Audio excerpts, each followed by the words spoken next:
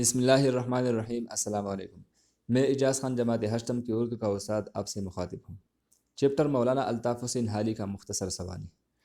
پچھلے لیکچر میں ہم نے صفحہ نمبر 12 پر پہلا پیراگراف پڑھا تھا، جس میں ہم نے قدیم اور جدید مشاعروں پر بحث کی تھی۔ آج کے لیکچر میں ہم دوسرے پیراگراف کی طرف آتے ہیں۔ صفحہ نمبر 12 پیراگراف نمبر 2۔ حالی ایک ایسے ادیب ہیں، ادیب کا مطلب یعنی ادب لکھنے والے ہیں، نثر لکھنے والے ہیں، جنہیں قدرت نے بہت سی صلاحیتیں دے کر پیدا کیا تھا۔ صلاحیتیں دے کر یعنی بہت سی خوبیاں دے کر اللہ تعالیٰ نے پیدا کیا تھا۔ وہ بیک وقت عمدہ نثر نگار، بیک وقت یعنی ایک ہی وقت میں بہترین نثر لکھنے والے، اعلیٰ شاعر، با اعتبار سوانح نگار یعنی بہترین سوانحی حالات لکھنے والے، اور بہت بڑے نقاد ہیں یعنی تنقید کرنے والے ہیں۔ یہاں پر میں نے ایک لفظ پڑھا تنقید۔ تنقید کا مطلب کھرے اور کھوٹے کو الگ کرنا ہے، یعنی کسی فن پارے سے خوبیاں اور خامیاں نکالنا اور ان خوبیوں اور خامیوں پر اپنا جائزہ پیش کرنا تنقید کہلاتی ہے۔ تو مولانا صاحب اپنے دور کے ایک بہت بڑی تنقید نگار بھی تھے۔ وہ سر سید کے ہم خیال اور ان کی اصلاحی تحریک کی پرجوش مبلغ تھے۔ پرجوش مبلغ کا مطلب یعنی سرگرم رکن تھے، تبلیغ کرنے والے تھے۔ اصلاحی تحریک جیسا کہ ہم پچھلے لیکچر میں پڑھ چکے ہیں کہ اصلاحی تحریک سے مراد تہذیب الاخلاق کا رسالہ اور علی گڑھ کالج کا قیام ہے۔ سادگی، سلاست، مقصدیت، منطقیت، بے ساختگی اور مدعانگاری ان کی نثر کی اہم خصوصیات ہیں۔ سادگی یعنی آسان الفاظ کا استعمال کرنا، سلاست یعنی جو مسلسل ہو، جس میں کوئی رکاوٹ نہ ہو، مقصدیت یعنی اپنا مقصد بیان کرنا، منطقیت منطق سے کام لینا یعنی اپنی بات کو دلائل اور شواہد سے ثابت کرنا منطقیت کہلاتی ہے۔ بے ساختگی یعنی جس میں کوئی بناوٹ نہ ہو، مشکل الفاظ کا استعمال نہ ہو، تشبیہات اور استعارات کا استعمال نہ ہو، اور مدعانگاری یعنی اپنا مقصد بیان کرنا۔ یہ مولانا صاحب کی نثر کی اہم خوبیاں ہیں، صفات ہیں، خصوصیات ہیں۔ مگر جو چیز انہیں اردو ادب میں منفرد مقام عطا کرتی ہے وہ ان کی تنقید نگاری ہے، یعنی جو چیز انہیں اردو ادب میں ایک جداگانہ حیثیت دیتی ہے وہ ان کی تنقید کرنا ہے۔ حالی کو اردو کا پہلا باقاعدہ تنقید نگار تسلیم کیا جاتا ہے۔ تسلیم کیا جاتا ہے یعنی مانا جاتا ہے، قبول کیا جاتا ہے، کیونکہ انہوں نے تنقید کو ذاتی پسند و ناپسند کے جال سے نکالا اور اپنی تصنیف یعنی اپنی کتاب مقدمہ شعر و شاعری میں تنقید کے ایسے اصول مقرر کیے، یعنی ایسی اصول بنائے جو آج بھی اردو ادب میں سنگ میل کی حیثیت رکھتے ہیں، یعنی بنیادی حیثیت رکھتے ہیں، بنیادی حیثیت کی حامل ہے۔ ذاتی پسند و ناپسند کے جال سے نکالنا، یہاں پر اس کی وضاحت میں پشتو میں کرنا چاہتا ہوں۔ د ذاتی پسند و ناپسند مطلب دادیں چکلا یا تنقید نگار مثال کے طور پر پیو افسانہ بانی تنقید کھائی نو دربا صرف درغ افسانی سرکاری د افسانی د لیکوال سره بدرکار نه دی به د افسانې نه خامیانې او خوبیانې راوباسي او په هغې باندې به خپله جایزه پیش کړي۔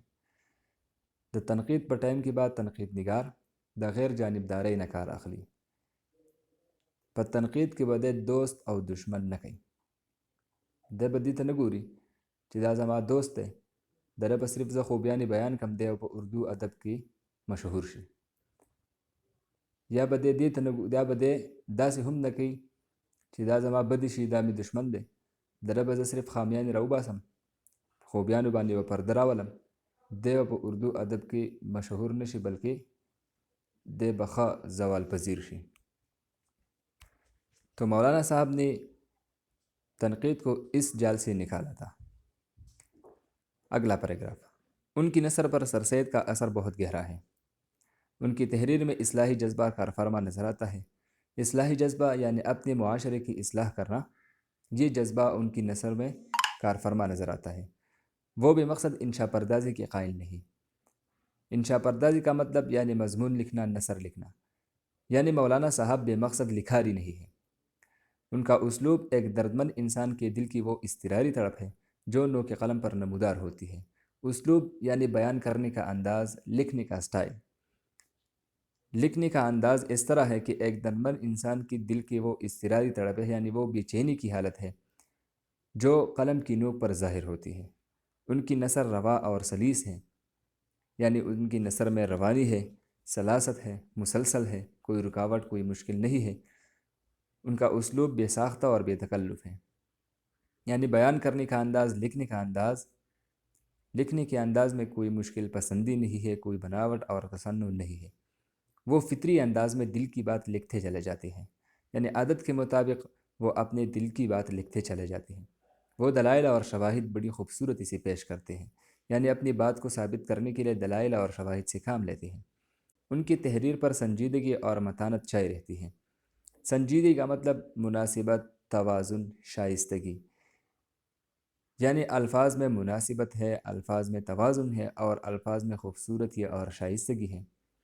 متانت کا مطلب یعنی مضبوط، پختگی، تو خیالات میں مضبوطی ہے، خیالات میں درستگی ہے۔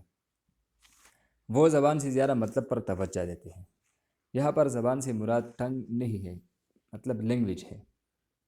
تو وہ الفاظ سے زیادہ اپنے مطلب پر توجہ دیتی ہے، زبان سے زیادہ اپنے مطلب پر توجہ دیتی ہے، کیونکہ ان کی کوشش یہی ہوتی ہے کہ پڑھنے والا ان کی بات کو سمجھ جائے اور اس کی تہ تک پہنچ جائے۔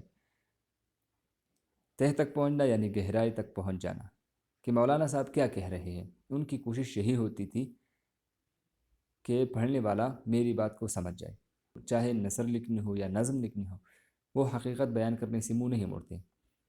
انہوں نے 1857 کے ہنگامی میں چونکہ مسلمانوں کی بربادی کے حالات دیکھے تھے، اس لیے مسلم معاشرے کی اصلاح کی خاطر سرسید کی تحریک میں شمولیت اختیار کی۔ مولانا صاحب نے 1857 کی جنگ آزادی میں مسلمانوں کی بربادی دیکھی تھی، اس لیے اپنی معاشرے کی اصلاح کے لیے سرسید کی تحریک میں شامل ہو گئی۔ مولانا صاحب کی کچھ ایسی یادگار تصانیف ہے جو انہیں شہرت دوام سے متصف رکھیں گی۔ حیات سعدی، اشاعت 1888، یادگار غالب، اشاعت 1897، مقدمہ شعر و شاعری، اشاعت 1893، طبقات الارض اور دیوان حالی۔ آج کے لیے اتنا کافی ہے۔ اللہ حافظ۔